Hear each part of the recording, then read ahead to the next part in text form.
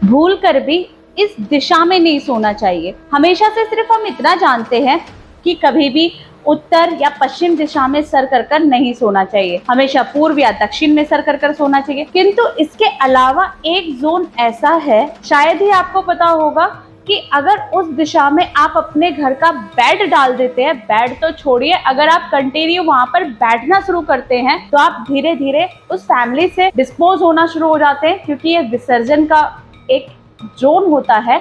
और उसके बाद में धीरे धीरे मतलब यानी कि फैमिली से दूर होना शुरू कर देते हैं। और अधिकतर घरों में मुझे ये शिकायत मिलती है कि किसी के बच्चे या किसी के हस्बैंड वाइफ में ऐसा कोई एक व्यक्ति हो जाता है कि वो धीरे धीरे फैमिली से दूर होता चला जाता है और वो ज्यादा कांटेक्ट में नहीं रहता है, जो एक उसका बॉन्ड फैमिली के साथ होना चाहिए वो नहीं बन पाता है। तो ऐसा क्यों होता है, इसको विस्तार से जानने की जरूरत है। आइए जान लेते हैं, कहीं आपके घर में तो ऐसा नहीं है। Welcome to Astro Vanisha. एक जोन होता है साउथ साउथ वेस्ट, जिसे हम विसर्जन या डिस्पोजल जोन बोलते हैं। अगर गलती से भी आपके घर का बेड उस दिशा में पड़ा हुआ है और उस पे हस्बैंड वाइफ सो रहे हैं, तो इसमें चांसेस रहते हैं कि कहीं ना कहीं उनके बीच दूरियां आनी शुरू हो जाती हैं और कारण भी नहीं पता चल पाता कि ऐसा हो क्यों रहा है, और कहीं ना कहीं वो घर में कलेश का कारण बनता है। अभी मैं ये भी बताऊंगी कि इस जोन को कैसे ढूंढना है आपने। वैसे तो प्रॉपर तरीके से कंपास के साथ ढूंढिए, पर फिर भी थोड़ा मैं आपको मोटा मोटी आइडिया दे दूंगी। उसके बाद में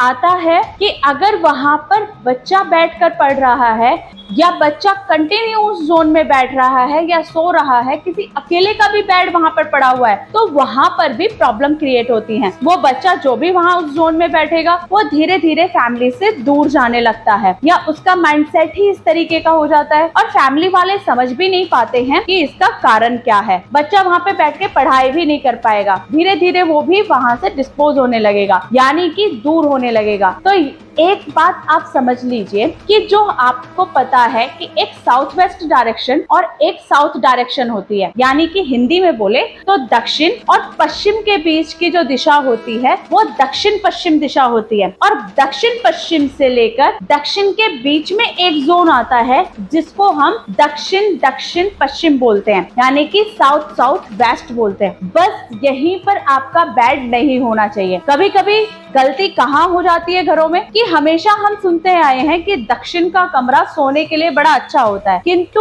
उसी कमरे में थोड़ा सा डिग्री वाइज देखते हैं तो थोड़ा सा जोन वहां पर साउथ साउथ वेस्ट डायरेक्शन का भी होता है। अगर गलती से भी बेड वो दक्षिण में ना लगकर साउथ साउथ वेस्ट में चला जाए और कंटिन्यू वहां पर फैमिली मेंबर सो रहा हो जो भी कोई, तो वो धीरे धीरे फैमिली से दूर जाने लगता है। तो आपने आज ही अपने घर में चेक करना है कि अगर आपने दक्षिण दिशा में रूम बना रखा है अपना सोने का या मास्टर बेडरूम बना रखा है, तो आपके आपसी रिश्ते कैसे हैं। कहीं आपके बीच में भी तो दूरियां नहीं है, और उसका एक कारण ये वास्तु दोष भी हो सकता है। तो आज ही आप इस चीज को चेक जरूर कर लीजिएगा। अगर आपको ऐसा महसूस होता है तो कोशिश कीजिएगा कि आप अपना बेड वहां से हटाइए दे और उसके बाद अन्य किसी दिशा में डालिए और वहां पर सोकर देखिए। अगर आपको वहां से पॉजिटिव रिजल्ट आते हैं तो आपको ये चीज कंफर्म हो जाती है कि हाँ, आप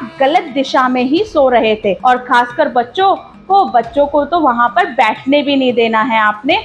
और उस जोन को वो डिस्पोजल और विसर्जन का है, वहां पर आप स्टोरेज बना सकते हैं, स्टोर रूम बना सकते हैं या वॉशरूम बना सकते हैं। टॉयलेट के लिए सबसे अच्छी दिशा है ये विसर्जन की, किंतु भूल कर भी आप वहां पर सोने के लिए और नियमित रूप से बैठने के लिए किसी भी तरह की चीजें ना रखें, क्योंकि फिर हमने देखा भी है जब वास्तु विजिट के लिए जाते हैं तो कहीं ना कहीं कभी कभी बच्चे घर छोड़कर निकल जाते हैं, और जब उन चीजों को हम देखते हैं कि कारण क्या है, तो कहीं ना कहीं ये कारण भी देखा गया है कि बच्चा continue south south west direction में बैठ रहा था, जिसके कारण वो धीरे धीरे फैमिली से डिस्पोज होते हुए चला गया और वो कहीं ना कहीं दूरी उसने बना ली। और उसके बाद में अगर वो दिशा हमने सही करवाई है तो बच्चा लौट भी आता है। तो इसके बाद में आप ये अपने घर में चेक कीजिए और फिर मुझे कमेंट में जरूर बताइएगा कि किस किस ने अपने घर में चेक करा, और अगर उसको ये वास्तु दोष अपने घर में मिला तो चेंजेस करने के बाद में उसको कितने % रिजल्ट मिले। इसी के साथ जय श्री राम। वीडियो को लाइक और चैनल को सब्सक्राइब करना बिल्कुल मत भूलिएगा।